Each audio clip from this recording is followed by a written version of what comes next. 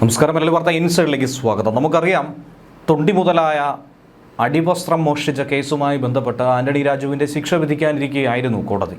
അങ്ങനെ ആ ശിക്ഷയും വിധിച്ചിരിക്കുന്നു. 3 വർഷം തടവ് ശിക്ഷ. Nedumangad judicial first class magistrate കോടതിയുടെ നിർണായക വിധിയാണ് പുറത്തു വന്നിരിക്കുന്നത്. ഇതിന് പിന്നാലെ ആന്റണി രാജുവിൻ്റെ MLA സ്ഥാനം കൂടി നഷ്ടമാകുമെന്ന് മാത്രമല്ല, ഇനി വരാനിരിക്കുന്ന തിരഞ്ഞെടുപ്പിൽ CPM ഇടതുമുന്നണിക്ക് വലിയ തിരിച്ചടിയായി ഇത് മാറുകയും അടുത്ത നിയമസഭാ ടിക്കറ്റ് കിട്ടാതിരിക്കുകയും ചെയ്യുന്ന ഒരു സാഹചര്യം കൂടിയാണ് ഉണ്ടായിരിക്കുന്നത്. അങ്ങനെ തൊണ്ടി മുതൽ തിരിമറി കേസിൽ ആന്റണി രാജുവിന് മുൻ മന്ത്രിക്ക് കിട്ടിയത് വലിയ തിരിച്ചടിയാണ്. വ്യാജരേഖ കേസിൽ 2 വർഷത്തെ ശിക്ഷ തന്നെയാണ് വിധിച്ചിരിക്കുന്നത്. ഗൂഢാലോചനയ്ക്ക് 6 മാസം തടവ്, തെളിവ് നശിപ്പിക്കലിനായി 3 വർഷം തടവും 10,000 രൂപ പിഴയും, കള്ളത്തെളിവുണ്ടാക്കൽ വകുപ്പിന് 3 വർഷം തടവ് ശിക്ഷ എന്നിങ്ങനെയാണ് കോടതി ശിക്ഷ വിധിച്ചിരിക്കുന്നത്. കേസ് CJM കോടതി പരിഗണിക്കുമെന്ന സൂചനകളായിരുന്നു നേരത്തെ ലഭിച്ചത്. ജീവപര്യന്തം അടക്കമുള്ളവ കിട്ടാനുള്ള സാധ്യതയുണ്ടെന്ന് പ്രോസിക്യൂഷൻ ചൂണ്ടിക്കാട്ടിയിരുന്നു. പക്ഷേ പ്രോസിക്യൂഷൻ്റെ ആവശ്യമാകട്ടെ കോടതി തള്ളുകയും ചെയ്തു. കോടതിയുടെ നിർണായക വിധിയോടെ ആന്റണി രാജു MLA സ്ഥാനത്ത് നിന്നും അയോഗ്യനായി മാറുന്നു. 2 വർഷത്തിലധികം തടവിന് ശിക്ഷിക്കപ്പെട്ടാൽ നിയമസഭാ അംഗം അയോഗ്യനാകും. അടുത്ത തിരഞ്ഞെടുപ്പിലാകട്ടെ മത്സരിക്കാനും കഴിയില്ല. ഇടതുമുന്നണിയെ സംബന്ധിച്ച് ഏറ്റവും വലിയ തിരിച്ചടിയായി മാറുന്നത് ഈ വിഷയം തന്നെയാണ്. തിരഞ്ഞെടുപ്പ് പടിവാതിൽക്കലെത്തി നിൽക്കുന്ന സാഹചര്യത്തിൽ ഇതിനെ പ്രതിപക്ഷം ആയുധമാക്കി മാറ്റുമെന്ന ഭീതിയുമുണ്ട്.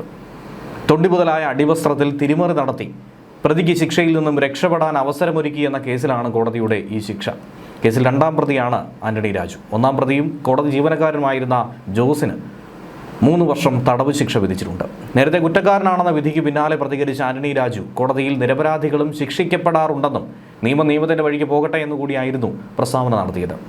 ഇത് രാഷ്ട്രീയ പ്രേരിതമായൊരു കേസായി ചൂണ്ടിക്കാണിക്കുന്നു. ഉമ്മൻചാണ്ടി മുഖ്യമന്ത്രിയായിരുന്നപ്പോഴാണ് കേസ് നടപടികൾ വീണ്ടും തുടങ്ങിയതെന്നും ഒരിക്കൽ പോലും കോടതിയിൽ ഹാജരാകാതിരുന്നിട്ടില്ല. ഹൈക്കോടതി വിജിലൻസ് റിപ്പോർട്ടിൽ വേറെ 3 പ്രതികളായിരുന്നു ഉണ്ടായത്. പിന്നെ എങ്ങനെയാണ് താൻ പ്രതിയായത്? 2005 പൊടുന്നനെ തനിക്കെതിരെ ഇങ്ങനെയൊരു കേസ് ഉണ്ടായത്. തിരഞ്ഞെടുപ്പിന് മുന്നേ ആയിരുന്നു അന്നും കേസ് വന്നത് എന്നുള്ള ആരോപണം ഉന്നയിച്ച് ഇത് രാഷ്ട്രീയ പ്രേരിതമെന്ന് വ്യാഖ്യാനിച്ച് തന്നെയാണ് ആന്റണി രാജു മുന്നോട്ട് പോകുന്നത്. അങ്ങനെ 3 പതിറ്റാണ്ട് നീണ്ടു നിന്ന വാദപ്രതിവാദങ്ങൾക്കൊടുവിൽ കോടതി വിധി പറഞ്ഞിരിക്കുന്നു. മുഖ്യമന്ത്രി പിണറായി വിജയന് മന്ത്രിസഭയിൽ ഉണ്ടായിരുന്ന മറ്റൊരു മന്ത്രിയെ കൂടി നഷ്ടമാകുന്നു. ചരിത്രത്തിൽ തന്നെ ഒരുപക്ഷെ ഇതാദ്യമായിട്ടായിരിക്കും ഇത്രയധികം ഒരു നാറിയ കേസിൽ ഒരു മുൻ മന്ത്രി ഉൾപ്പെടുന്നത്. തൊണ്ടി മുതൽ കൃത്രിമ കേസിനെ കുറിച്ചാണ് പറഞ്ഞു വരുന്നത്. ഈ കേസിൽ മുൻ മന്ത്രിയും തിരുവനന്തപുരം MLAയുമായിട്ടുള്ള ആന്റണി രാജു കുറ്റക്കാരനാണെന്നാണ് കോടതി വിധിച്ചിരിക്കുന്നത്. എന്തായിരിക്കും ശിക്ഷാവിധി എന്നുള്ള കാര്യങ്ങളെക്കുറിച്ചുള്ള വലിയ ചർച്ചകൾ നടന്നുകൊണ്ടിരിക്കുകയാണ്, ഏറെ സജീവമാകുന്നു. ഒരുപക്ഷെ 3 പതിറ്റാണ്ട് മുൻപത്തെ ഒരു കുറ്റകൃത്യത്തിന് വിധി പ്രഖ്യാപിച്ച് മുന്നോട്ട് പോകുമ്പോൾ ആന്റണി രാജുവിൻ്റെ ഭാവി എന്താകും എന്നുള്ള ആകാംക്ഷയടക്കം മാധ്യമങ്ങളിലൂടെ പലരും ചർച്ച ചെയ്യുന്നുണ്ട്. 34 വർഷം മുമ്പ് നടന്ന സംഭവത്തിനാണ് ഇപ്പോൾ വിധി പറയുന്നത്. Nedumangad judicial first class magistrate കോടതിയാണ് വിധി പറഞ്ഞിരിക്കുന്നത്.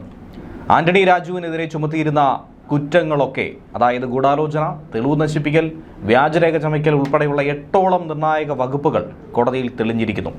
കേസിലെ 1ാം പ്രതിയായിട്ടുള്ള മുൻ കോടതി ജീവനക്കാരൻ KS ജോസും കുറ്റക്കാരനാണെന്ന് കോടതി തന്നെ കണ്ടെത്തി.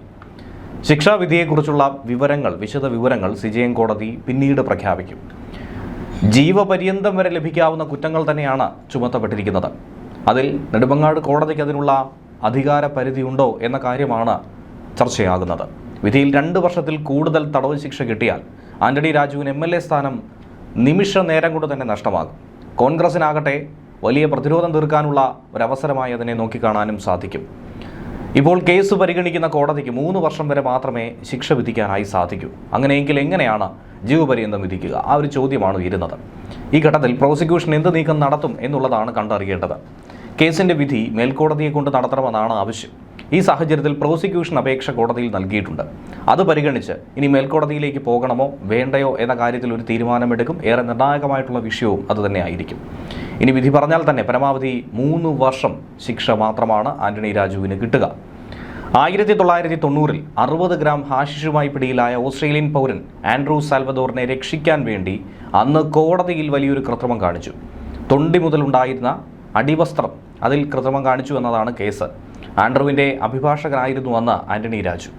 കോടതി ക്ലർക്കായിട്ടുള്ള ജോസിൻ്റെ സഹായത്തോടെയാണ് അന്ന് തൊണ്ടി മുതൽ, അതായത് ഈ പറയുന്ന അടിവസ്ത്രം കൈപ്പറ്റി വെട്ടിത്തച്ച് ചെറുതാക്കി തിരിച്ചെത്തിച്ചു.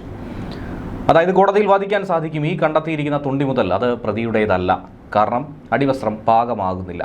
അങ്ങനെയായിരുന്നു അന്ന് അനുകൂല വിധി ഹൈക്കോടതിയിൽ നിന്നും നേടിയെടുത്തത്.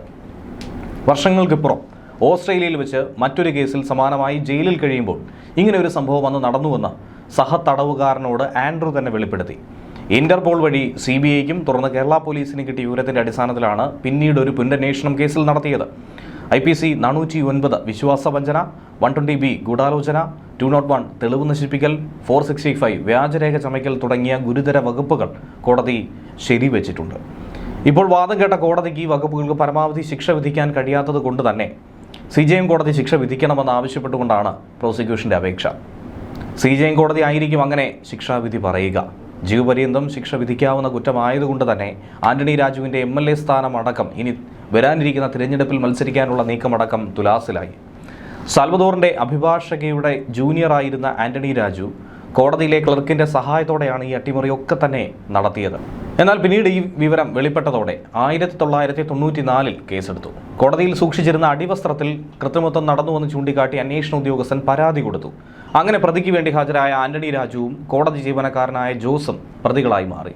പിന്നീട് കേസ് അന്വേഷിച്ച പോലീസാകട്ടെ കോടതി ജീവനക്കാരനായിട്ടുള്ള കേസ് ജോസിനെ 1-ാം പ്രതിയാക്കി, ആന്റണി രാജുവിനെ 2-ാം പ്രതിയാക്കി കുറ്റപത്രം സമർപ്പിച്ചു. നെടുമങ്ങാട് കോടതിയിൽ വിചാരണ അന്തിമഘട്ടത്തിലെത്തുമ്പോൾ വഞ്ചനാകുറ്റം കൂടി പ്രതികൾക്കെതിരെ ചുമത്തണമെന്ന് ആവശ്യപ്പെട്ടുകൊണ്ട് മാധ്യമപ്രവർത്തകനായിട്ടുള്ള അനിൽ ഇമ്മാനുവൽ ഹൈക്കോടതിയെ സമീപിച്ചിരുന്നു. പിന്നീട് ഈ വകുപ്പ് കൂടി ഉൾപ്പെടുത്തിയാണ് കേസിന്റെ വിചാരണ പൂർത്തിയാക്കിയത്. കേസ് റദ്ദാക്കണമെന്ന് ആവശ്യപ്പെട്ട ആന്റണി രാജു സുപ്രീം കോടതി വരെ എത്തിയെങ്കിൽ പോലും വിചാരണ പൂർത്തിയാക്കാനാണ് കോടതിയുടെ നിർദ്ദേശം.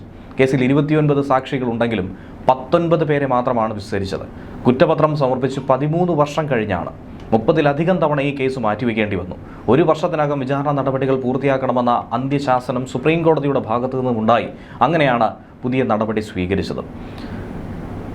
ഈ ആൻഡ്രൂ അന്ന് അവിടെ നിന്ന് രക്ഷപ്പെട്ട് കേരളത്തിൽ നിന്ന് രക്ഷപ്പെട്ട് ഓസ്ട്രേലിയയിലേക്ക് എത്തി. ഒരു കൊലക്കേസിലായിരുന്നു പ്രതിയായത്. മെൽബൺ റിമാൻഡ് സെൻറ്ററിലേക്ക് എത്തി.